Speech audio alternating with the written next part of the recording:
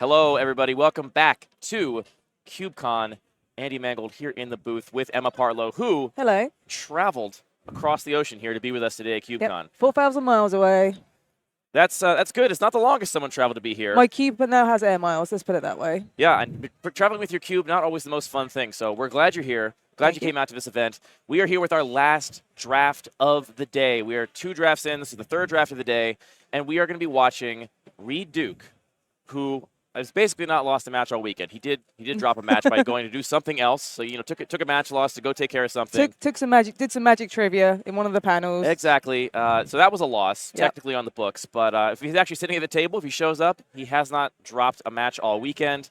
And we're going to be watching him draft the regular cube designed by Anthony Maddox of Lucky Paper Radio. This cube, Emma, is something I've played a whole bunch. Yep. I've played this cube many, many times. And it really feels like something like Time Spiral Remastered or like a Modern Horizons draft format. One of these more complicated, a little more rich, a little more powerful draft formats than a typical draft format, but still very much limited style Magic. And I think you like limited style Magic from your Peasant Cube I played earlier. I like a lot of what they call bread and butter limited. So stuff with lots of permanents, lots of creatures, lots of combat. Just nice, just ways to just have some inevitability and close out those games with just being aggressive or just having a bunch of creatures. Yeah, so this cube, I think, is actually probably one of the more skill-testing cubes here. Oh, okay. A lot of the more powerful cubes, if you're trying to run the most powerful cards in Magic's history, if you want to play Ragavan or Fable the Mirror Breaker or your what-have-yous, then you're kind of accepting a certain amount of variance in the power curve, right? Yeah. Ragavan's a lot better than the 6th best red 1-drop in Magic. That's just how it goes. Yeah. This cube is at a lower power level. We are not going to see some of the common vintage cube cards in this list. There's no Lightning Bolt, there's no Counterspell, there's no Snapcaster Mage. Instead, everything is tuned down a little bit, but because of that, it's a much narrower power level band. Yep. And because of that, I think it's a very, very skill-testing environment that I think we're going to see Reed Duke shine at. Yep. Oh, we'll see if Reed Duke actually drops around today or this weekend. Yeah, I mean, we're going to get to watch. So we'll be following Reed's draft, and then we're going to follow Reed's round 1, and then we're going to follow the winner of each round. So probably Reed Duke, let's be honest. Honestly, I would love to watch Reed Duke play 3 rounds at this cube. Yep. I would love to see how he handles this environment. So part of me wishes that happens, but, we love an underdog story here in America. So I would also not be mad to see somebody take the crown from Reed Duke, give him his first match loss of the weekend, remind him that he's not the only good Magic player here at CubeCon in Madison. Security! Security! Give him some Fraben inspectors. J-Bro, of course, the grand poobah of CubeCon here, one of the organizing members that have made this whole event happen. Want to give a quick shout-out to NRG, who has helped us with all of the coverage this weekend. This whole team has been fantastic. The setup is great. The monitors are great. Very thankful to everybody on that team for putting in their hard work and making this coverage happen. So, let's talk about some of the best decks in this cube before we get into this draft. Like I said, think retail limited, but a little more powerful, a little plussed up. But and you can take away some of the dregs. You're not going to have the D- cards you end up running just because you have nothing else but to find playables. But just kind of that middle meaty part of the curve in retail limited. I think one of the best decks here is a red-black sacrifice kind of aristocrats deck. Sure. Unlike a lot of other very synergy-driven cubes, the decks here are varied. They're diverse. So you can play red-black and not be playing sacrifice at all. Oh, okay, sure. Yeah, there's little sacrifice themes woven through. There's little heroic themes. There's little spells matter themes. There's little draw your second card a turn themes. But ultimately, the drafter is going to have to combine these in new and weird and interesting ways because the designer of this cube does not like to commit whole hog to just individual archetypes so that the one color combination always drafts the same way. Okay, that's interesting. That means we'll get some nice diversity in our games when we go down to the booth. Yeah, I think there's a lot of different ways you can make a successful deck here. So red-black is great. Most people think that right now the best card in the cube is Legolas Master Archer from Lord of the Rings. Yep. It's in the cube because one of the biggest differences between this cube and a lot of other cubes here this weekend is that there's no ramp in green. There's no ramp really happening in this cube at all. So green is a color all about creature combat, all about playing efficient threats, and as such is a lot more aggressive than we're used to seeing in the cubes we've been covering this weekend. That would be good. Then we've got a control deck. You can definitely play something that resembles control. It tends to be more of a tap-out control deck in this cube than a draw-go control. You're not just playing counterspells and board wipes and answering every single one of your opponent's threats. It's more like you're playing Mole Drifters and targeted removal for the stuff you have to get rid of, and you're just trying to go a little bigger and outpace your opponent by having the better threats and going into the late game. Then there's red. Yes. Red is always capable of being aggressive. There's that red-black deck I mentioned. Red-white and red-green, I think, are the two most aggressive decks in the Ooh, cube. okay. That Naya color triangle is where you're going to find the most aggression in this environment, and that's where we can get any combination of those being aggressive. And I hope we get to see an aggressive green deck because we're used to seeing aggressive red decks. We're used to seeing aggressive white decks. Very common in a lot of cubes, but the aggressive green cards here, I think, can really show what's different about this cube from other environments. Be nice to see. A lot of people assume green does ramp, and it does that really well. It would just be nice to see a green-white heroic deck, like a Bogle-style deck that can just wants to go wide, wants to beef up some creatures, and just turn sideways. The other thing I would love to see is there is a card that's a relatively recent addition to this cube, which is Ivy Gleeful Spell Thief. Ooh, okay, that's a fun one. And that card copies spells that target it, and you can target other things with those copies. So you can turn your your combat tricks, your pump spells into things that copied. You can copy your auras even. It'll copy an aura and then make a token of that aura that'll come into play. So there's like a Curiosity-style deck. Thank you, production, for bringing that one up. It's like a Curiosity-style deck here that I think is quite good if you can get it, but hasn't been fully tested in our local play group yet. So I'm curious to see if somebody pulls this off and makes it really shine. We should be on the lookout for a couple of cards that we're breaking Singleton for. Okay. There are 8 Prismatic Vistas in this list. Okay, fixing's good then. Yeah, the fixing is good. So there's no regular fetch lands, no, Onslaught / Zendikar style fetch lands. But instead there are 8 Prismatic Vistas, mainly to help bolster sort of landfall strategies without giving every deck access to abundant fixing. 2 colors is very common here. Yep. 3 is a little harder because Prismatic Vista not as good for your splash color because no, so it only gets basics. Only gets basics, and if you have to play a basic of your splash color, you're not as happy to do that because it might be in your opening hand, kind of throws off your mana base. So the Prismatic Vistas have that effect of being much better in the 2-color decks than they are in the 3, 4, or 5-color decks. There's also, I think, 4 copies of Ash Barons for similar that's reasons. interesting, yeah. So the abundant fixing cares about what basic land types you have, Yep. which means that it's going to be, again, much better for those fewer color decks than those many color decks.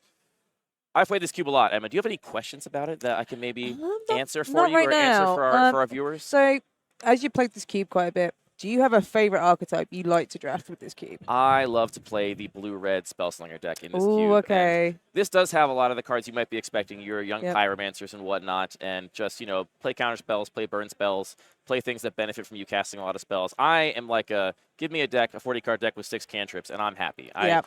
I love to have some card selection, hit my land drops, and not be stuck top decking. That's one of the worst feelings to me is like, I have no control. I hope I draw a good card. Never want to feel that. Spoken like a true blue mage. And another question, I guess, I'd like to... So we talked about like how Legolas Master Archer is probably one of the best cards in this cube. Absolutely. Is there other cards people in the main feature area should be looking out for or looking to build around? Absolutely. So a card I really love, which is kind of in a similar space, is Illuminator Virtuoso. Yep. This card, seeing some play in Pioneer, saw some play in Standard, and another payoff for combat tricks, for targeting your own creatures, getting those connives, giving that double strike. Really, really explosive card that can do a lot.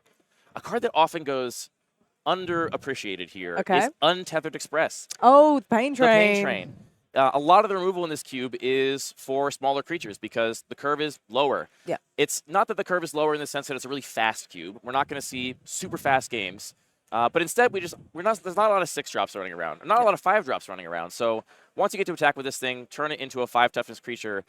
If you're on the attack, your opponent's never going to have a sorcery speed window where you can interact with the train. Yep. So now you're on just instant speed removal that can deal with something with 5 toughness, which has a pretty narrow range of answers in this cube. So also it has trample, so it's gonna push in some damage, and it's just if you don't deal with it, the game's over.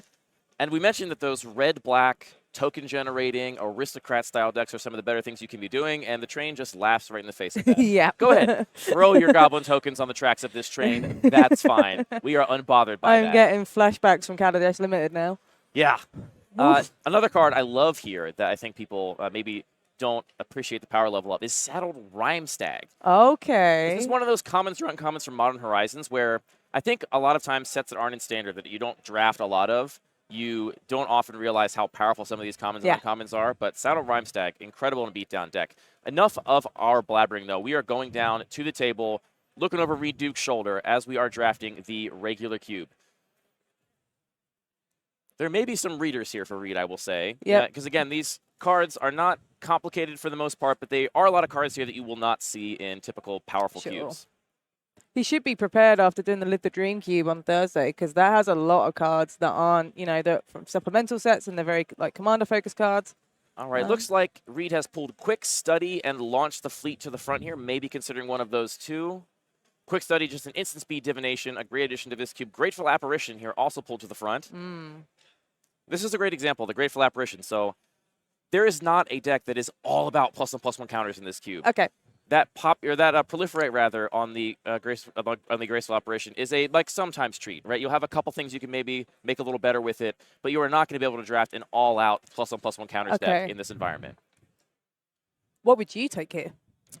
You know, I mentioned my proclivities, and I'm probably taking the Quick Study. Sure. An instant speed divination is nice now. It took us 13 years to get one, but we finally got one. Yeah, and I think it's a great card in this environment, and it also leaves you open to be more proactive if you want to have that blue-red tempo style deck, more controlling, pretty flexible. Whereas Launch the Fleet Grateful Apparition, definitely much less flexible in terms of the kinds of decks they go in. I will say Graceful Restoration there, that black, white, gold card is a very powerful card in this environment. Yeah. Getting back 2 small creatures or 1 big creature, it's hard to come by 2-for-1s in this cube. There's not a lot of easy 2-for-1s. That's why Quick Study jumps out. Graceful Apparition for Reed Duke, though. Here comes the pain train. There is the Untethered Express we talked about. And Reed puts it to the front. It. He can't hear me, but he knows. He knows what's good. Also taking a second look at Fairy Vandal, it seems like. We have a Sphinx Summoner. We have a Perilous Mirror, which seems pretty good. Captured by the Legax. Yes. Azorius Chancery is also fine. Yeah, a lot of good. And Bolus the Citadel back there, one of the spicier inclusions in this cube. Yeah, that's a fun one. So, yeah, I think Captured by Legax is one of the better removal spells in this cube. We talked about the Train. Yep. One card that Reed maybe passed over that I think outperforms expectations is Perilous Mirror here. Yes. Combat matters so much. 2 damage matters so much. Also, if you're aggressive, it just becomes unblockable at some point because it's just going to kill you. So that card does a lot more than people expect. What do you like here, Emma? I would take the Pain Train personally. I just based on what you've been saying, the fact that it's just so hard to remove and it just presents that inevitability. I want to end games, and I think the Untethered Express is a good start. It's also colorless, so we're not completely committed to white right now because we've only taken 1 card. I like taking this colorless option.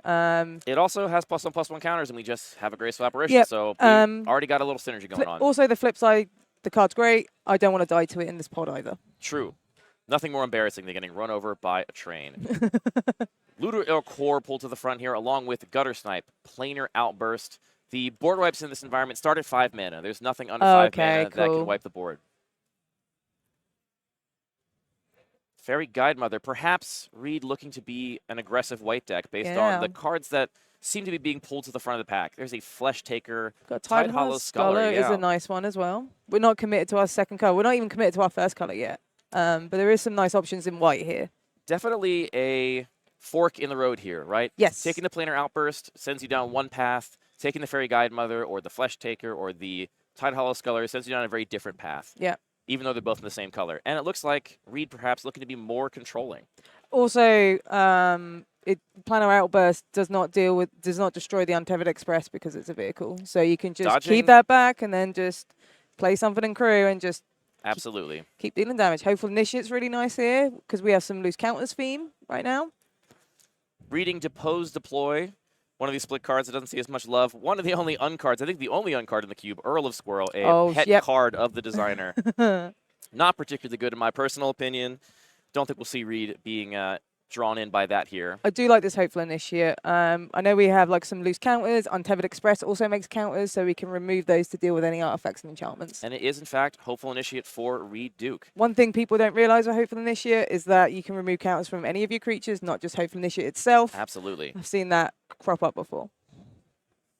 Here's a Sunbaked Canyon and a Yoshin. What's the name of that card again? The front. It's one of those Ooh, got a unearthed Fiend Hunters. creatures. Yeah, it's from the Brothers War. It's a colorless one, I believe. Frontliner, Yoshin Frontliner is the card. Looks like a Sunbaked Canyon for Reed Duke, passing up that Fiend Hunter too. Yep, Reed likes to eat his vegetables. There's one of those multiple copies of Ash Barons we talked about.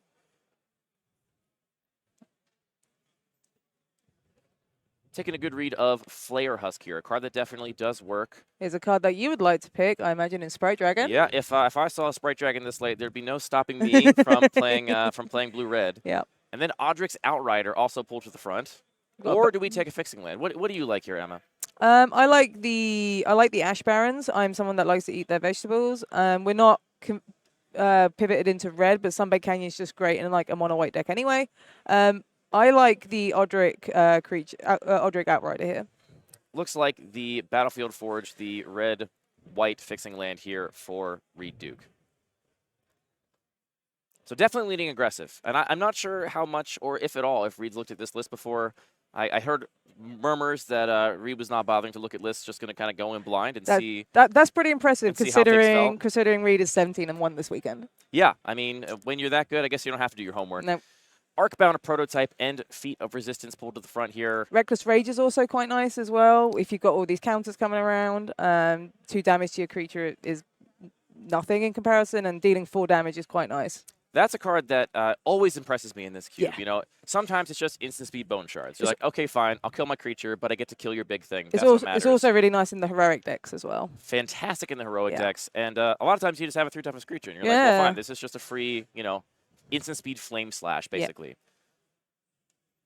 He's eyeing up this rugged prairie as well. So it looks like we're going into Boros here. Yeah, I think another fork in the road here. Are we going to try to be very heavily white or mono white, or actually try and lean into red? And we do have 3 fixing lands for red already, so all pretty good ones as well. Yeah, and the fixing is not symmetrical in this cube. So the more aggressive colors have untapped fixing lands. Yep. The more controlling colors may have things like the Ravnica bounce lands or creature lands, things that a slower deck would prefer. Yeah. Expedite is a nice one if you go the heroic route. And we do have that planar cleansing, which, taking another board wipe here, the sort of red-white control deck is certainly something I have not seen happen here before. But we also have one of the many copies of Prismatic Vista, which is also still in the pack. To my surprise, to be honest. I mean, I think it is a really high pick, the Prismatic Vistas here, because you'll play them in any deck pretty much, taking a second copy of that board wipe. So Reed making the assessment that this cube is entirely about creatures, pretty much. Yep. There are no alternate win conditions. You're not going to mill your opponent out. There is very little burn that goes directly to your opponent's face. So the way you're going to kill people is with your creatures. Reed may be saying, all right, well, let's just get rid of those. Yep. Then I can live forever. And never lose. Do you think Reed is looking to keep his options open here and say, maybe I'll be a red-white aggressive deck. Maybe I'll be a white something control deck. Well, we're definitely in white. I think that's clear. For sure. I think Reed is hedging on the fact there's going to be some nice red cards on the wheel by taking these rugged prairie and Sunbaked Canyons. But again, he's not like committed to that, right? I guess my question is, do you think he intends to play aggressive red cards in the same deck as these board wipes? Or do you think it's like, all right, I'm definitely playing white. Yes. I could take white in 2 directions. We'll see how the second pack shakes out to see if I'm going to actually play all these cards in the same deck. For sure. He might not play the board wipes for what it's worth. For sure, yeah. He might have, for all we know, Reed could just be hate drafting them because he's just decided to be this aggro deck. Yeah, it's true. Anything's possible.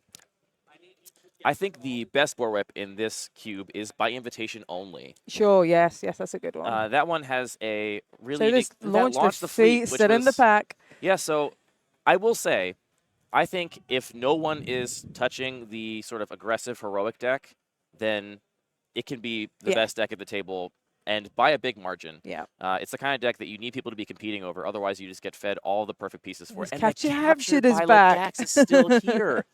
No one's respecting the Oh Legac. my goodness gracious.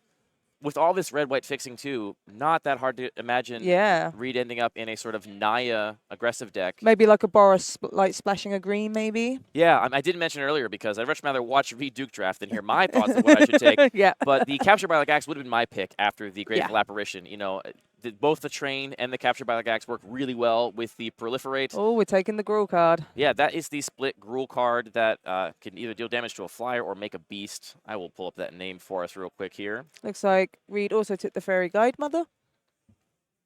So the white cards are flowing.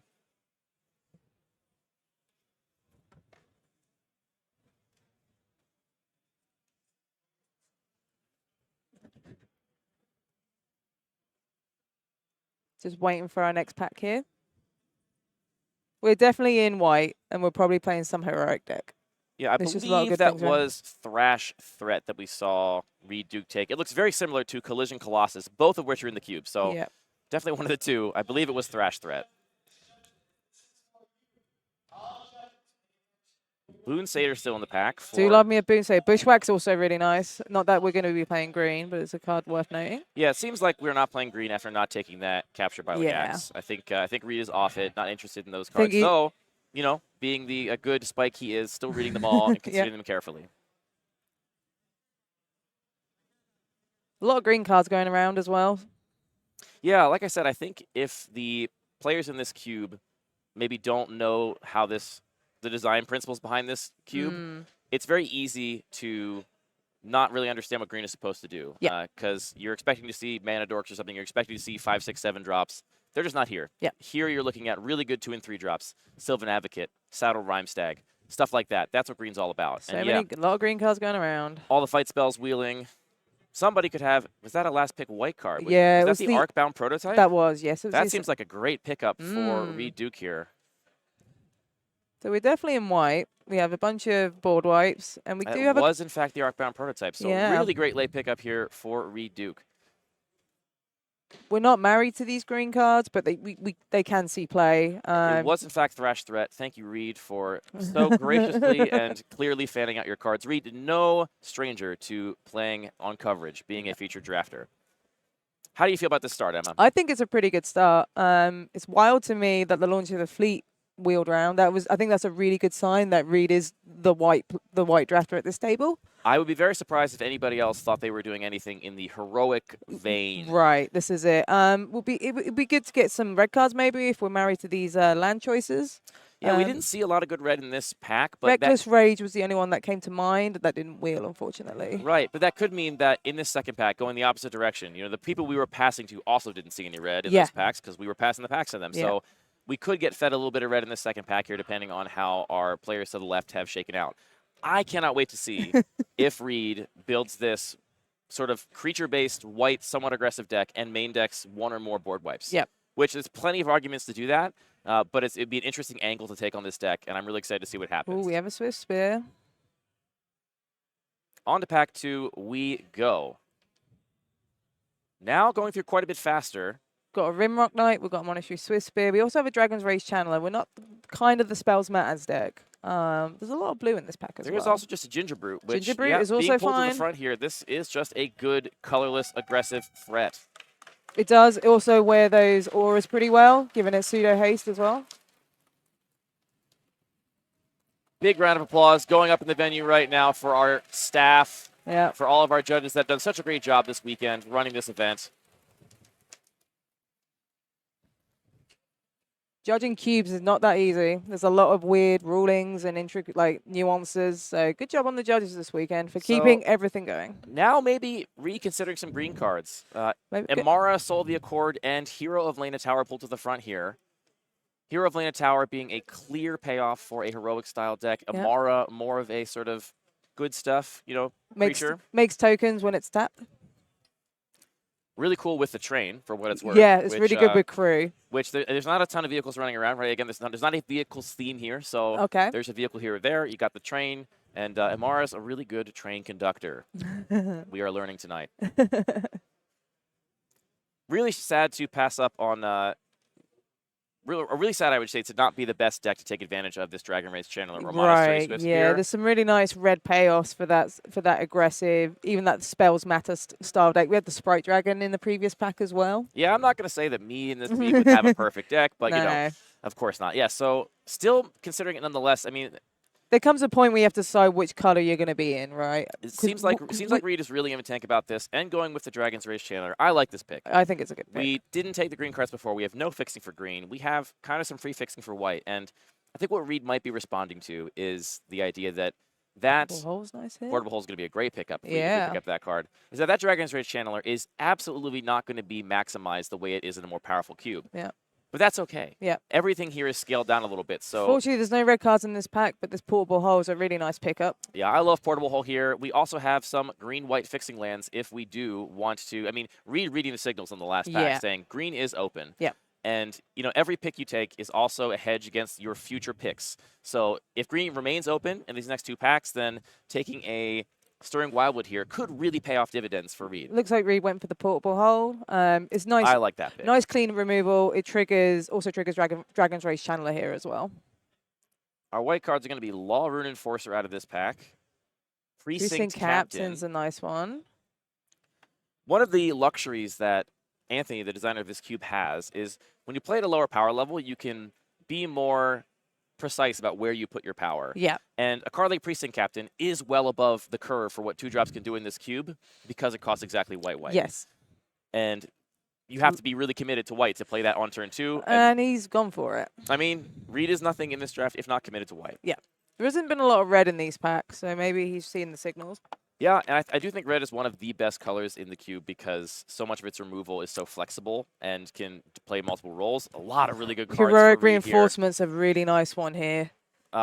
Yeah, I mean, Heroic Reinforcements, Fledgling, Ardenvale Tactician, even Gird for Battle is really, really strong. It's really good with this Hopeful Initiate that we picked as well. Absolutely. I would expect that we can pretty safely wheel one of these 3 white cards. Yeah, I would take the Reinforcements. The card is just... I agree with you, and so does Reed. So, and that's the perfect card to splash in a mostly white deck with the 3 red-white fixing lands we already have. Yeah. Oh, it's one of my favorite cards in the pack, Figure of Destiny. Figure of Destiny right there. Hopeful Favored Hoplite is a really nice heroic payoff as well. Also seeing Prayer of Binding back there, and Oblivion Ring with Flash, and a little bit of life gain attached to it. We are seeing a lot of green, but not much There's red. that Saddle Rhyme Stag I mentioned. Figure of Destiny is the pick, a little unsurprisingly. I think that's quite a good pickup here. Yeah. Seems like Reed definitely, you know, committing to this aggressive line now. We may see those board wipes be sideboard cards when he's on the draw against certain matchups, or maybe end up being main decked for some reason. We'll see. I think we're going to get this favorite Hoplite on the wheel. What do you think? I agree. There's a lot of green cards in these packs, so no one's really fighting for green. But no one took no one's Launch the fighting for Fleet in pack 1, so I think This no is one's it. going to take favorite Hoplite in pack 2.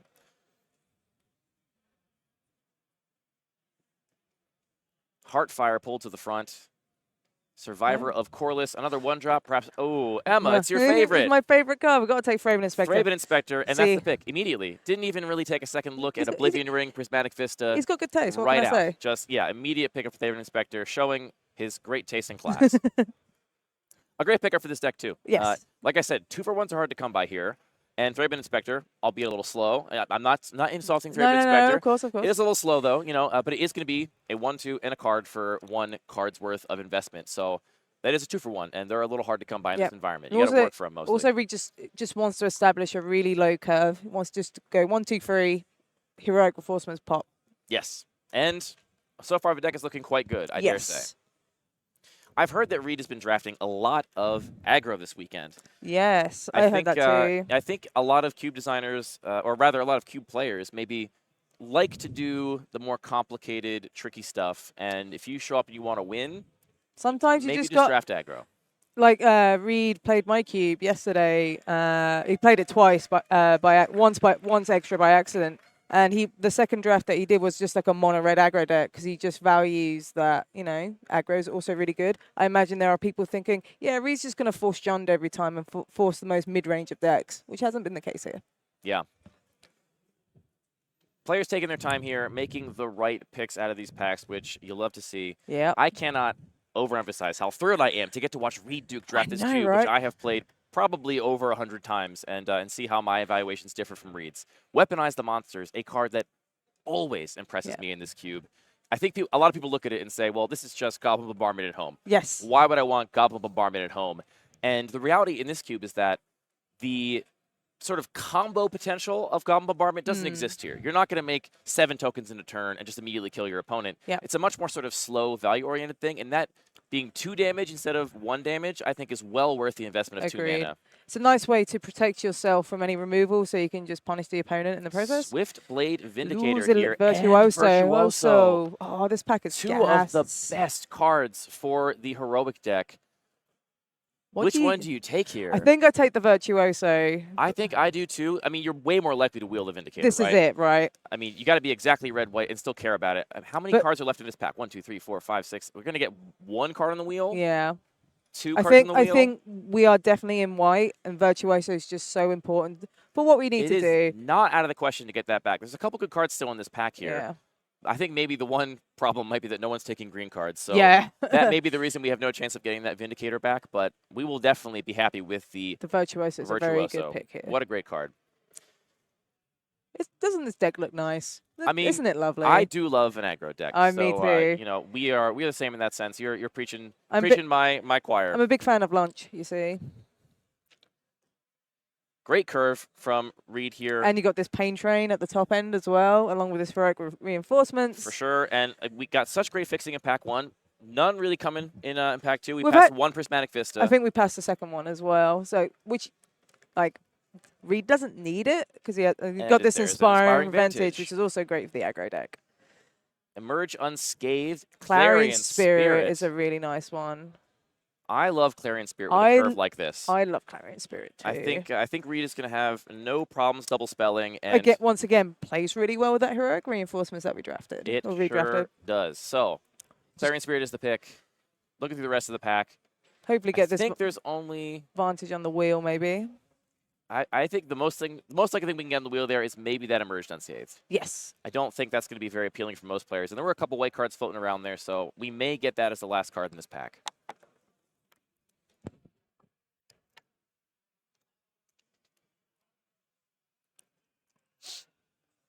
I'm trying to think of the decks that I think Reed's going to have to be the most scared of. And I do come back to this red-black token sacrifice deck. Again, the decks are not rigidly archetypal here, so it doesn't play, you know, like a pure Aristocrats deck like you may be imagining. But what that deck does have is tons of small creatures, better removal than you're going to get in a mono-white deck or a heavily white deck. I mean, so far we have Portable Hole, we have Heartfire. Did we get Heartfire? I don't think so. I think we got Heartfire. I think we're really just Portable Hole right now in terms of our direct interaction. Hero of Lena Tower and Amara coming back around. So the cards that Reed is looking at have been wheeling, but we are fully off green now. Now just looking at Borrowed Hostility, which is quite good with the Heroic Matters stuff. And that is, in fact, the pick. One of the combat tricks in this cube. This cube does highlight combat tricks, a type of card that you maybe don't see as often in other cubes. The white-black and green-white fixing is still there. We'll take this during a while, what it looks like, and maybe in some world end up splashing a green card. Yeah. It's not out of the question. We did pick a couple of green cards at the start. And we're just getting them for free at the end of the pack. Yeah. So, you know, who knows? There could be a really good card for our deck that just comes around for free. All the white cards still left in this pack. Things you love to see. Sunhome Stalwart being pulled to the front here. Mentor First Strike. Very simple card, but does exactly what you want. Also, Enduring Bottom Warden being considered, and Law Rune Enforcer. I think this is mostly a question of curve. I would like to take the Stalwart here. I would like some two mana value creatures. Also, Mentor is relevant. It's +1/+1 counters. Reed is just starting to change his mind. You know, it feels really good to see Reed do that. I do it all the time, and I feel like I'm a scrub. So to see Reed Duke do it is heartening to my self-esteem here. Law Rune Enforcer now looks like it's going to be the pick. Also a fine pick. It allows you just to pave way to do that aggression, that game plan you want to do. Perhaps the math Reed doing in his head there is, I actually don't have that much removal. Sure. Maybe I will need to be tapping down some sort of giant threat out of my opponent. Oh, the Fearless Fledgling and the Girt for Battle still in the pack. Two incredible cards for this deck. Fledgling is the pick. Yep. This card is one of the cards that can solo a game in this cube. Oh, really? Yeah, it really really the can. favorite hoplite came back. We did. We got the favorite hoplite. We speculated we might get on the wheel. That's great to see. Our lane is open. Yep. And I got to say, I'm starting to get a little bit worried for this table. Not only because Reed Duke's here. Well, I mean, I was already baseline worried because Reed Duke's at the table. But now that this deck is wide open, it appears, Reed's going to get all the cards that he wants or needs for this deck. Survivor of Corliss maybe even ends up playing that. It does have First Strike. So A fine card. Maybe a 23rd card in a pinch? Or does he take this Witch's Vengeance? I mean, it seems like maybe he's considering it. That could be a very good card against him with such a low Yeah. curve. There's a lot of humans in his There are a ton of humans in his deck. deck. Can he deal with a Real Witch's decision, Vengeance? it looks like. Gotta respect it. Are you going to play this? Are you going to... Nope. There we go. Yeah, there we go. It looks like a hate draft for the Witch's Vengeance. A really small edge either way, right? It makes sense because you're probably not going to play that white card. Yeah, I think remaking the assessment that I'm very low likelihood to play this card, and so because of that, I have enough one-drops already. Even though there's a also very small chance that I'm going to end up playing this opponent I'm potentially giving this Witch's Vengeance to, that chance is actually bigger than the chances that this card matters in my deck. Yes. I think I agree with that assessment given how many playables Reed has. Looks like we're getting some pack counts here. Maybe a pack got confused a little bit, counting everyone's pools. We will get this sorted out thanks to our fantastic judging staff here at CubeCon. A lot of these judges are explicitly Cube enthusiasts. Yes. A lot of these judges have cubes in the event. This is a labor of love for everybody involved. So the red-black deck could pose a problem. Yep. And What would make it a problem? So if Reed was to sit down and drafted this really strong Boros aggro deck, what makes red-black so good against Boros aggro? I think the challenge is that the red-black deck is going to have a lot of cheap creatures to get in the way, and can benefit a lot just from chump blocking or making trades in combat in a incremental way that the white deck won't be able to benefit from. Sure. So, and also if the deck has enough targeted removal for those key pieces, like let's get that Illuminative Virtuoso right out of here. Yeah. We don't need that at all. Let's get that Clarion Spirit out here. Clear that Precinct Captain. Some of these, standouts in terms of power level in Reed's deck. Let's leave you with that Sunhome Stalwart. We can deal with that. We can deal with those things. So I think that is one of the risks that might happen here is Reed could find himself just dealing with a deck that is equally able to flood the board and more so able to actually answer specific synergistic pieces out of his deck. And considering Reed hasn't really drafted any removal right now, we have that Portable Hole and we have that 1-mana tap creature. Yeah, and we have passed an Oblivion Ring. We've passed a Prayer of Binding, the instant speed Oblivion Ring. The Legat card as well, We've granted. passed Captured by Legax. Yep. So we have had a chance to take removal, but I think I agreed with Reed's assessment at each point that the other cards that offered threats, filled out our curve, were worth taking over those removal spells, which pound for pound are less efficient than you're used to in a more powerful cube. You will not find Source of Plowshares in this cube. Okay. Portable Hole's about as good as it gets. So Reed's going to have to make a real assessment in Pack 3 here about how much removal he wants to play and how much mana he's willing to pay for it. Well, we got a little break here. Let's talk about one of our sponsors for CubeCon while these judges get this pack situation sorted out. This is why you zone draft, kids. Always zone draft, because otherwise this might happen to you. But CubeCon is brought to you in part by Card Conduit.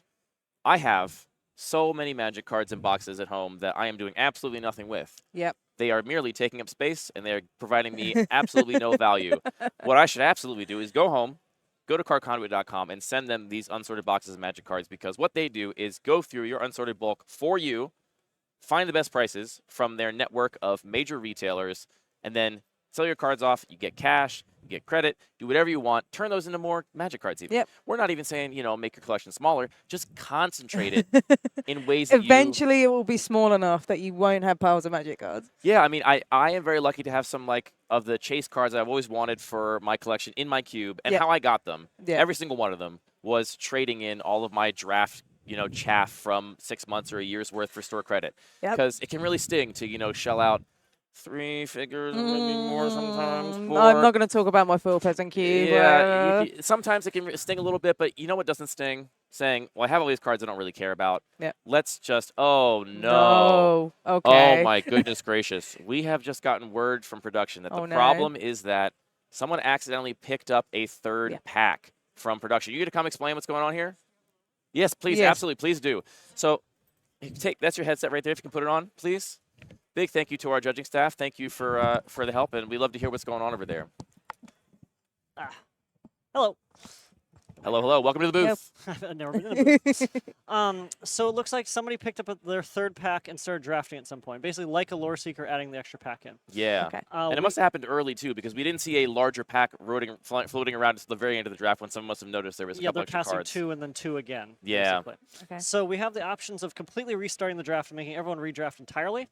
Or we have the ability to let it ride, act like a Lore Seeker, even though this cube doesn't technically have that, and continue on from the draft from there, adding the extra cards in as if it's just an extra pack. So you basically replace that pack that the drafter accidentally picked up with a new third pack, so Mhm. 15 more cards. Yep. So everyone's going to have a bigger pool in that sense. Oh, okay. And is that where we're going to go? Is that the direction? I believe that's where we're going to go. That Okay. seems Okay. seasonably easier because it's less of a disruption for the cube. And then, while this normally doesn't have a Lore Seeker in this cube, in a sense, Yeah. we won't have to redraft the entire thing. Yes, that's cool. Well, thank you for the clarification. Really helpful. And thank you for all your work this weekend making this event happen. Thank you. It is really appreciated.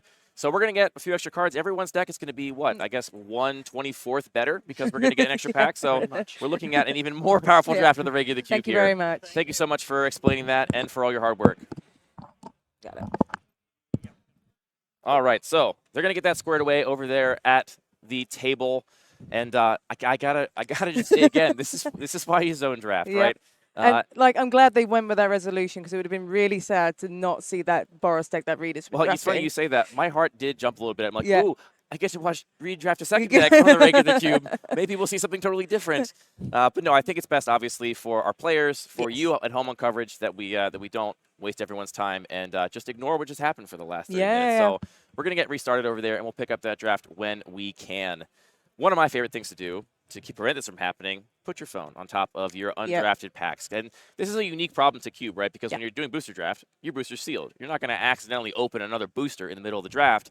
But of course, all these cards in matching sleeves at the table, very easy to accidentally pick up the wrong stack, and you end up in a situation like this. But it did happen so early that I think I agree with the judge's assessment that it's going to have a very minimal impact on the overall draft. And it values everyone's time, right? We don't want to really want to restart the draft again. This is the last draft of the day. It's going to get really late otherwise. Yeah, and this is a competitive event, right? People are here trying to do their best, but also the stakes are very low. I mean, we saw Reduke win a cheese plate when he won a draft on Thursday. Not to minimize the value of a cheese plate. Hey, I'd be happy with a cheese we plate. love cheese. This booth is very pro cheese. We're in Madison, Wisconsin. We all love cheese. Right. This booth is very pro cheese, but it's not like somebody, maybe just got shafted at a 5K because some draft got messed up, which is nice. So everyone here, I've had such great positive interactions with everybody I've drafted with here. Everyone is here to have fun. They're here because they love Cube, and it's been a great weekend. Love Cube and love cheese. What more could you want? Yeah. So we're going to head back to the draft. Pack 2. I'm not sure we're going to see the last couple picks. We'll probably get those couple green cards on the wheel, it sounds like. And then we're going to pick up on Pack 3. What are you looking for your deck if you are Reduke in this position? I would like some removal, but I don't know what kind of removal in white or even in red that is worth picking. Like, we saw the Oblivion Ring in the last pack, but but Reed didn't take it. Yeah. I'd be curious to see if there's anything like Portable Hold, like these 1 mana, 2 mana removal spells, just to make sure we can clear the board and encourage that aggression that we want to do. I think some of the best removal spells in white that we haven't seen tabling yet are Journey to Nowhere. Well, that's a good one. Journey to Nowhere is really good here. There's not a lot of non-creature permanents you need to be answering. There's similarly Glass Casket, which fills a very similar role. And there is Oust. Oust is a very efficient removal spell that you really prefer to be the aggressive deck using that Oust because you want to clear that blocker. It's going to come back later, but you're going to take advantage of those couple turns while you don't have that creature in play to get in for a lot of damage. We got the Swiftblade Vindicator on the wheel. Oh, we boy. got the Swiftblade Vindicator. That must have been the last card in the pack, or maybe one of the last 2 cards in the pack. That is incredible. Yes. What a pickup for this deck.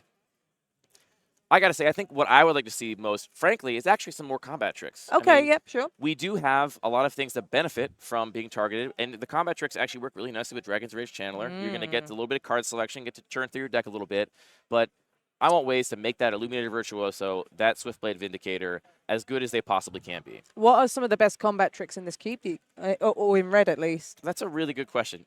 Judges, yes? Yeah, come on, by all means. So we've got one more update from the judging staff here. Welcome, welcome. Welcome to the booth. Welcome to our humble booth.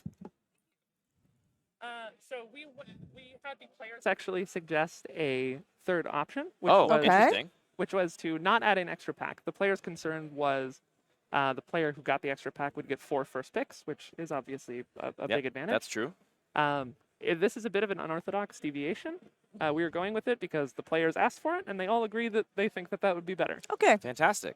All right. Well, thank you, Jennifer. I Thank appreciate you the for update. You're very welcome. Okay. Thank you so much. Thank you so much. All right. So, slight deviation. I think that does make sense. Essentially, this player just used up their first pick twice in this pack. So, they won't get a first pick in pack 3, but And the card pool will remain the same size. We're not adding 15 more cards in, so perhaps a little bit cleaner of a solution, even though unorthodox. And that's the kind of flexibility we have here, right? Probably wouldn't be able to do that if this was a Pro Tour draft. We'd probably be starting this whole thing over. Not in Comp REL, for example, you would not be able to Exactly. do that. But if everyone agreed at the table, let's do it. So, yeah, but that is really, to me, the spirit of CubeCon, right? Like, this is a competitive event. People came here because they want to win. They want to be good at Magic. But at the end of the day, everybody's kind of mutually interested in everybody's good time and having a good experience. So anyway, I'd love to see some more combat tricks. Some of the best ones left. Shelter is in this cube. Okay, that's a good one. I think Shelter is great. We missed the Gird for Battle. Not strictly a combat trick, but really good with these creatures to put +1/+1 counters on them. And the rate on Gird for Battle is just really, really good. Yes. 1 mana for 2 power across 2 creatures is quite strong. Feat of Resistance, also a really good combat trick that I would love to see pop up. Reminding myself now of some of the better red ones. We passed Expedite, actually, which is probably my favorite red combat trick. I say in big air quotes because it doesn't affect the creature's power toughness at all. What it does do is draw you a card and give you all of your targeting your creature triggers. So that is a card I love, particularly in this deck. We also missed the Reckless Rage, so missing out on maybe some of the premier red options. There is something else we can look forward to possibly happening here. There is a lot of divided damage burn here, specifically for this heroic deck. So we've got our favorite Hoplite. We've got our Illuminator Virtuoso. Maybe we pick up something like an Arc Lightning, and we point 1 damage at our own creature, trigger that heroic, 2 damage at our opponent's creatures, and get the best of both worlds. Arc Lightning. One of my favorite red cards in Cube. I also think Arc Lightning is probably one of the strongest cards in this cube, period. And I know it's gotten a little bit of a pass for being really strong because of a specific interaction. Because it's not just, 3 damage, like really powerful burn spell. It also has these synergistic fringe applications that the cube designer is really interested in supporting and pursuing. So those are the cards you should be looking for, I think, as premier pickups for Reed. I'm not really worried about it, though. I agree. I think a little more removal would be good. Some combat tricks could make this deck more explosive and maybe a little more exciting. But the curve is great. The card quality is really high. The fixing is good. Our red splash is pretty trivial. Reed picking those lands like the Sunbait Canyon and the Rugged Prairie early on is a really nice foresight just to think, yep, I'm probably going to be Boris. I'm got a white-based aggro deck. I'm seeing these heroic cards. Red is the best color to pair with that. Yeah, or even just giving himself the option, right? Like, if you're looking at the pack and you're like, well, all these cards are kind of replaceable. I'm not excited about putting any of them in my main deck. Take the fixing land, and maybe you'll pick up a really good card later that makes that pick really strong. Because at the time, we took those running red lands with no red cards in our pool, right? We had just taken white cards at that point. So, again, an investment in the future packs that Reed made that I think is paying dividends, even if it's just for heroic reinforcements. Yeah, it's making future Reed very happy. So for Swiftblade Vindicator and heroic reinforcements, I'm thrilled with that. I think we're probably also going to play this Dragon's Rage Channeler as well. And red also gives us way more options in this pack 3, hopefully, for some removal. The removal options in white, a little more limited. The removal options in red are abundant. There are a lot of burn spells that are going to be floating around. So we want some removal, and we want some combat tricks just to trigger these heroic creatures. And then we can figure out, place some little bets in the booth here, how many times people are going to die to the train. That's going to be the question. I think it's going to be pretty high, because no one respects the pain train. We are back finally on pack 3. Thanks again to our great judging staff for sorting this out. There's that shelter I was mentioning. Anax and Psymead, one of the big payoffs for this deck, though I will say at this point, we actually don't have that many ways to trigger heroic, right? Resolute Reinforcements is a nice one. If you want Arc Lightning. Speaking of the Arc Lightning, this is a really good pack for Reed. So, oh my goodness. And the Owl. Oh my goodness gracious. my days. All right, Emma, hot seat. What are you taking here? I'm taking Arc Lightning. I'm also taking Arc Lightning.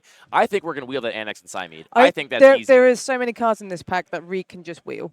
Well, yeah, I mean, there's a lot of good white and red cards in this pack, and also we've wheeled every white-red card that we've seen open. This is it. I would prioritize the Arc Lightning because we do need some cheap, efficient removal.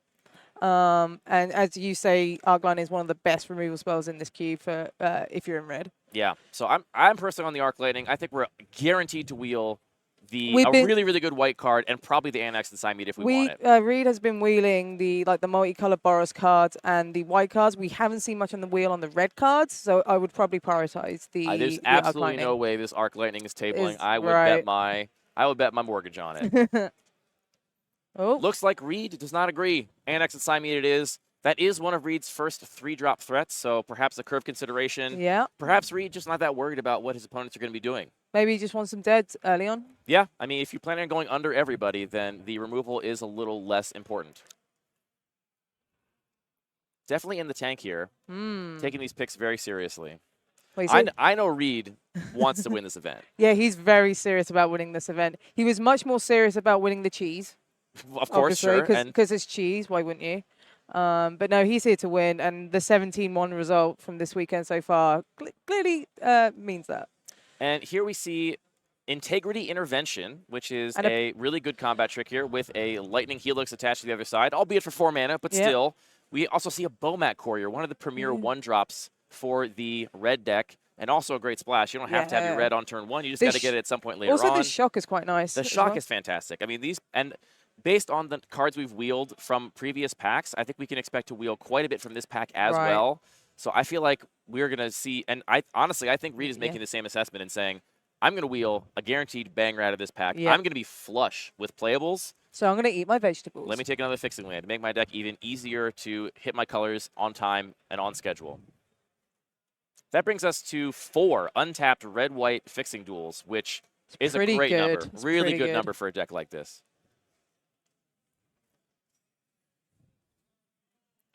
Here we go into pack 3.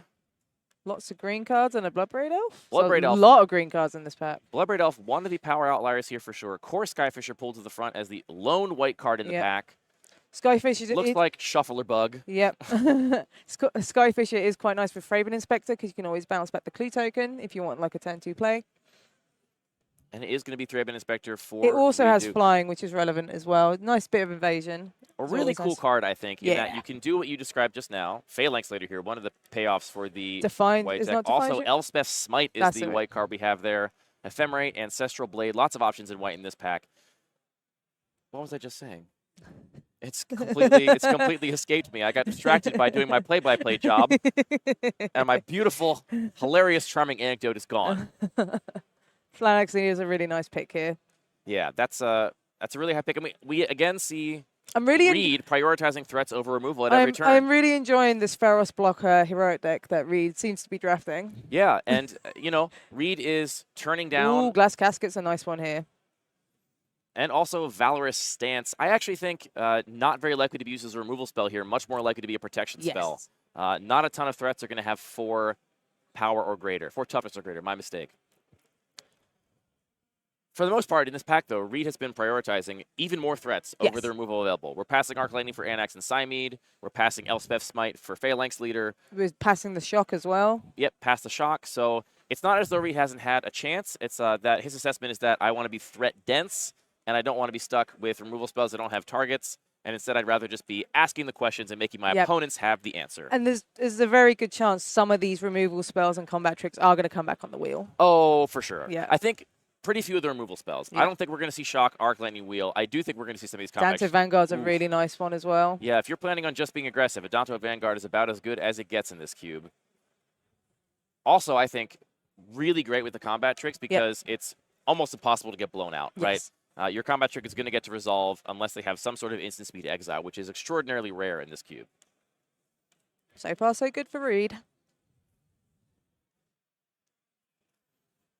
There's a friend of mine in this pod across the table, and I'm sitting here hoping that it was actually them that messed up the draft so I can razz them about it later. I can razz them about it later, maybe. Territorial Hammer Skull, Pilgrim's Eye. Oh, I love me a Battle Wise Hoplite. Oh, talk about a combat trick. Prepare is a nice one. Prepare is so good on its own, even if you never get to fight. Yep. The lifelink is huge. It can totally change a race, right? Yes. You may be in it comes up pretty often in this cube that you're racing back and forth. Yep. Both you and your opponent think that you can get each other dead before the other one, and one little injection of life gain can absolutely change that math in a big way. It's also nice. It goes quite nicely with the Adante Vanguard. If you want to pay the 4 life to give it instructable, it allows you to just get some life back if you're wanting to keep your threats around. This cube is a little bigger than 360. Okay. It's 400 some cards. So I'm sitting here thinking, did somebody first pick a Legolas because the card is so good? That's why we haven't seen it going around. Green's been fairly open, but I don't think it means nobody's drafting green. I think it probably means one player's drafting green instead of 2 or 3. And I think if Legolas was opened, I think the person playing Legolas is definitely not playing white because we have wheeled all of the cards that would be really, really good with Legolas. The fight spells even are going around really late. So if that deck is at the table, then let's look at some questions here about maybe Sentinel's Eyes or Toshiro Umezawa. Toshiro, a really cool card in this cube that lets you flashback instants basically every time an opponent's creature dies, which you can chain together sometimes into really powerful sequences. Just getting some clarification from the judges here. Got to understand the picks you're making. Yep. Reed's Curve looking great. Yeah. This is a really sweet deck. Now, as this draft has gone on, I think with every pick, it is less and less and less likely that we are playing those 5-mana board wipes at all.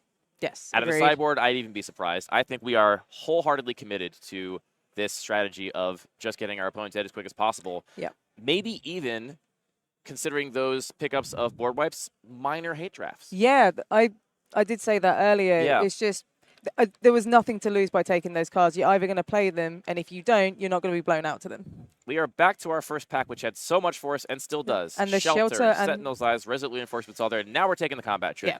Resolute Reinforcements, not appealing enough to keep us taking threats. Shelter is Let's take really that nice. Nice for the heroic decks here. And Integrity Intervention also came back around. Integrity Intervention, a fantastic card.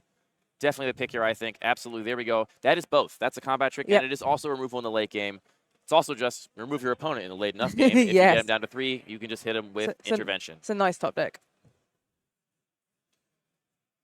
I think a lot of these double cards go overlooked because they have a hybrid side, right? Yes. But they look like gold cards. And if you are not being really careful and thorough when you're looking at the pack, I think a lot of, for example, red-green or red-black drafters might have overlooked that when they might have actually wanted a combat trick. So how many ways do we have to target our own creatures? We have Shelter, Prepare, Launch the Fleet. We have Borrowed Hostility. Valorous Stance. Valorous Stance. So we've got enough, I think. Ancestral Blade here.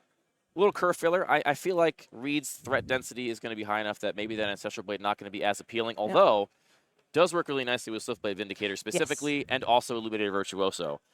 The next best thing to giving a combat trick to one of those creatures is just a permanent buff of +1/+1. It's also nice with the heroic reinforcements because it does make a creature. Here we get to the dregs of the pack. I've seen this Karaz the Guild Mage go last many, many times in this cube. Looks like our last card was a red-green fixing land, which, you know, if this draft had gone slightly differently, you could see that being an amazing last pickup if we're actually playing full Naya. This draft, I think, went really, really nicely for Reed Duke. Yeah, we staked out a lane pretty early, and we definitely got fed. Our deck was open. The last pick, Swiftbladed Vindicator, or second to last pick. We actually didn't see that because we were sorting out a situation with the judges, but really, really wait Swiftbladed Vindicator. We wheeled our favorite Hoplite. We wheeled our Shelter. Wheeled a lot of the best cards for this deck, and yeah, I don't know. I think it's going to be a mess. And also, Reed managed to hate draft some sweepers that just blows you out if you're the Boros aggro player. So the Planner Outburst, the Witch's Vengeance was a really nice call as well. Yeah. Just Witch's Vengeance naming humans. The Boros aggro deck has a lot of humans. That could just be a massive blowout. For sure. Also gets around the whole indestructible thing that Reed's been drafting with the Valorous Stances and the Shelters. I think Reed did this really well. I'm really excited to see this deck.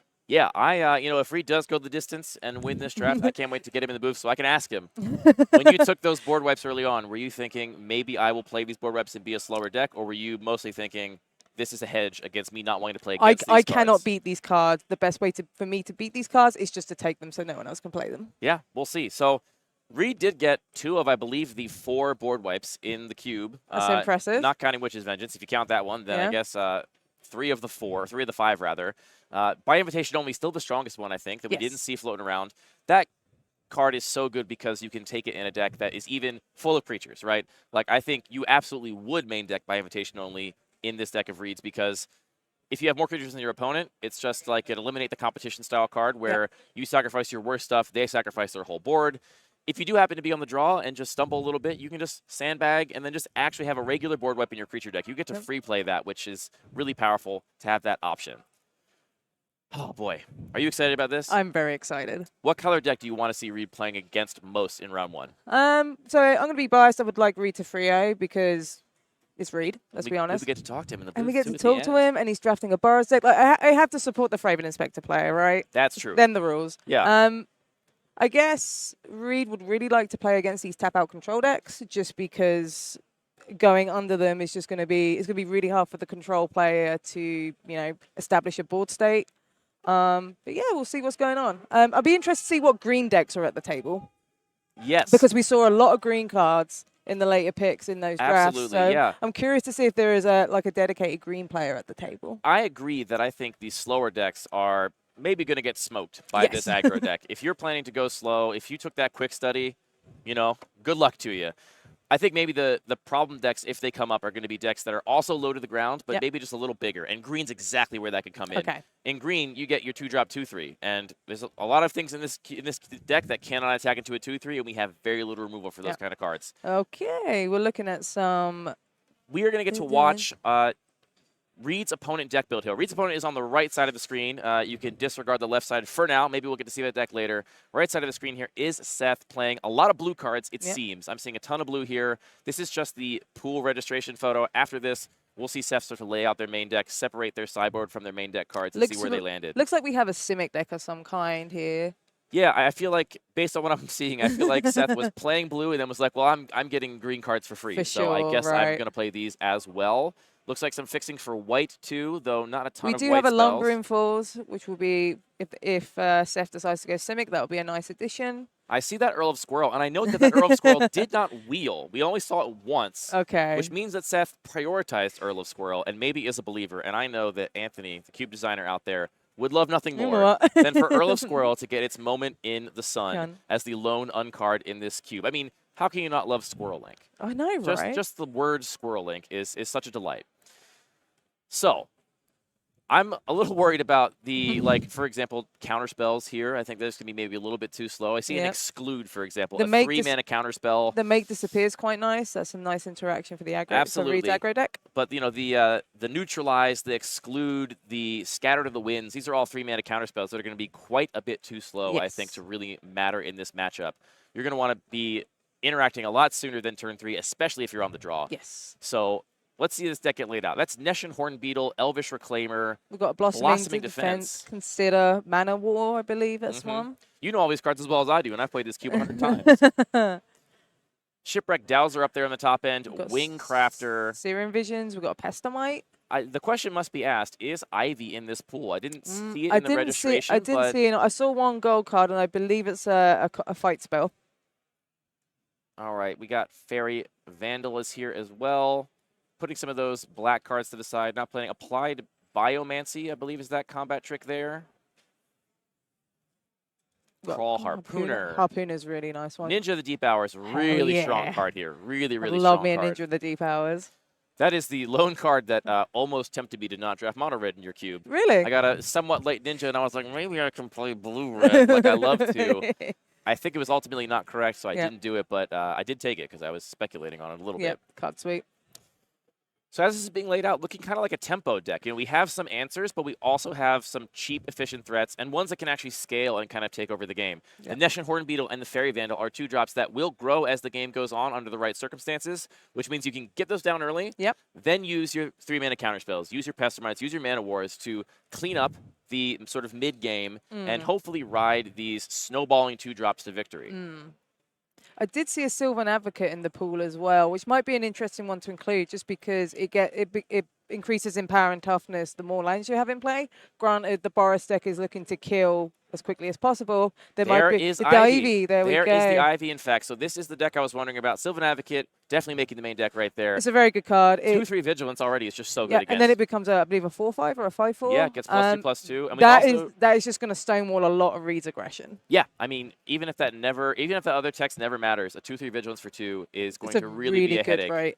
Yeah, Vigilance so good when you're up against an aggro opponent because it's oftentimes really hard to turn the corner and actually start racing back because of them swinging back at you. Getting to just swinging for free is great. I'll tell you what, I don't know how good this deck is, but I love it. I think this deck really is sweet. so cool. We've got a couple things here that are going to matter with Ivy, which would be really sick to see. A Terramander there also on the low curve. So definitely these cheap threats that threaten to actually be big enough to end the game. Yeah. In terms of interaction, we do see the Exclude, a couple 3-mana counter spells. You have Fading Hope and you have Make Disappear, which are some premier blue quote-unquote removal spells. And they're low enough mana value that they will be good against the Boros deck. Like, you're not completely tapping out just to deal with this one threat. Yeah, you can play multiple spells in a turn and try and control the board. Yeah, I think this deck and also Reed's deck are both really great examples of the kind of synergy that's present here, right? Yeah. Like we talked about how there's not really an all-in +1/+1 counters deck. And in Reed's deck, there is no way to interact with +1/+1 counters except that Grateful Apparition. Yes. But there is also this heroic theme, which kind of has some overlap with the +1/+1 counter theme. Yeah. And there's also this Power Matters theme in the form of Swiftblade Vindicator, which has overlap with equipment and also has overlap with the other things the deck is doing. So lots of little overlapping synergies here making that deck work. Very similar thing at play here, right? Yes. We've got Ivy and not a deck chock full of ways to trigger Ivy, just a few. Yep. But I it's think enough, though. It's more than enough. I think getting one of those triggers and getting that value off of Ivy just once or twice is going to make Ivy really one of the standout cards in this pool. Also, there is a River Hopo, I believe, in this this deck, which I believe gains life, which is relevant against the aggro deck as well. It does gain life. It is a 5-mana activated ability to do so you got to be somewhat stable, right? Yes. The Hoopu is not going to stabilize on its own, but if you are able to stabilize, that can perhaps get you back out of cheese range. Right? Yes. Back out of like, oh no, I left one thing unblocked, and then I got hit by 2 combat tricks. Now I'm just all of a sudden dead. A little life gain can make you feel really good in those situations once you get down low. There's the Hoopu. The Bane of Hour of Devastation Limited. I remember that quite well. Yes, it definitely did matter quite a bit. Another card I'll call out here is Reign of Revelation. Yes. Again, the pure card advantage, not easy to come by in this cube. Yeah. There's not an abundance of easy 2-for-1s, easy 3-for-1s, and Reign of Revelation, just a very good 2-for-1 that gives you selection and allows you to hold up your counter spells, your excludes, your make disappears, your neutralizes, your scatter to the winds, and if you don't need to counter something, keep drawing cards, keep the action flowing. One thing I like about this Simic deck is you're not tapping out to play a spell. You've got various options to do on an opponent's turn, right? So you can draw some cards, you can remove something, you can counter something. There's just a lot of flexibility. So there will probably be a little of a controlling mindset, but not in a traditional tap-out control way, because there's just so many things you can do. Yeah. Yeah, another example here, I think, of these great little overlapping synergies. You know, we have the Ninja of the Deep Hours. I think one of the best cards in Seth's deck. And there's not a ninjutsu theme here, right? There are a few ninjas running around. You could get, I think, 3 or 4 of them in your pool if you draft them all.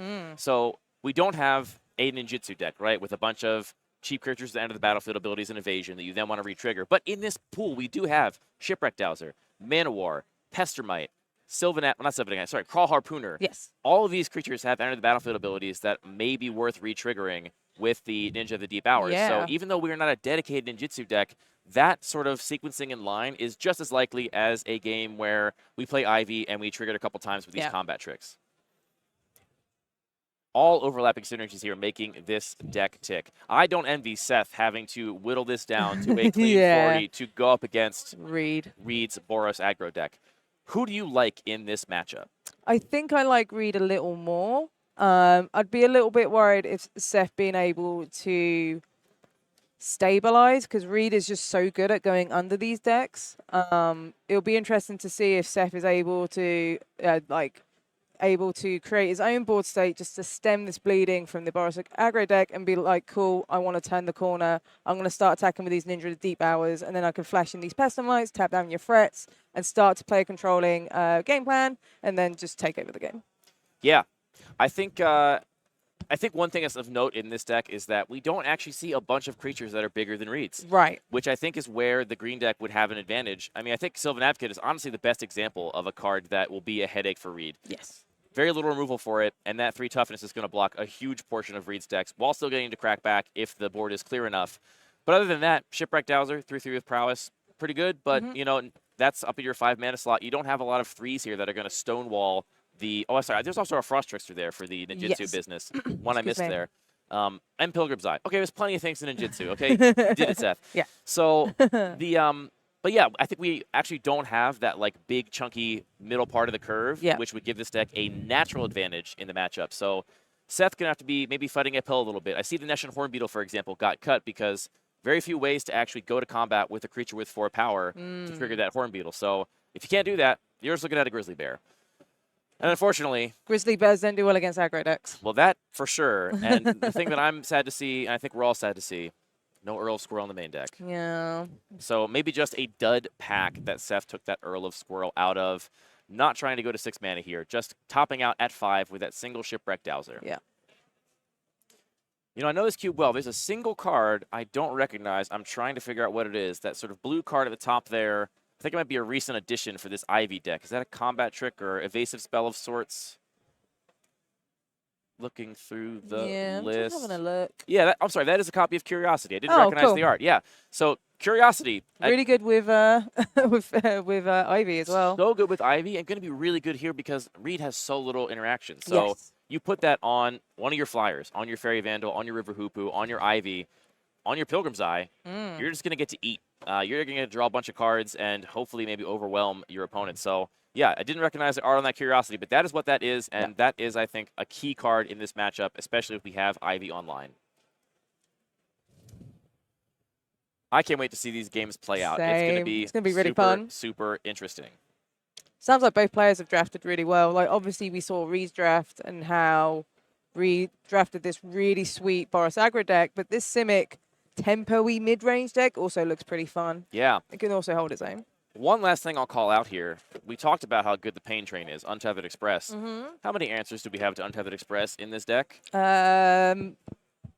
If we're not counting counter spells. Yeah, and even if we are, the Exclude's not going to do it. No. We have Quench, we have Make Disappear, we have a couple 3-mana counter spells. Once that thing resolves, you can't mana War. It's not going to be a creature on your turn. Yep. You can't Frost Trickster it. It's not going to be a creature on your turn. You can Pestamite it You for can like Pestamite it. for a turn. That'll buy you a little bit of time. That's a fog in this case. And nothing here is blocking that train profitably. So the train, we're going to maybe get to see it shine in our round 1 here, assuming Reed decides to main deck it, which I think he will, based on how highly he picked it. Can't wait to see these games play out. It's going to be really, really so interesting. exciting. We're going to take a quick break here at Madison at CubeCon. Don't change the channel, though, because we're going to get to see one of the best players in the world pilot an awesome Boros aggro deck in a really inventive, cool cube. So, yeah, stay tuned. We'll be back shortly.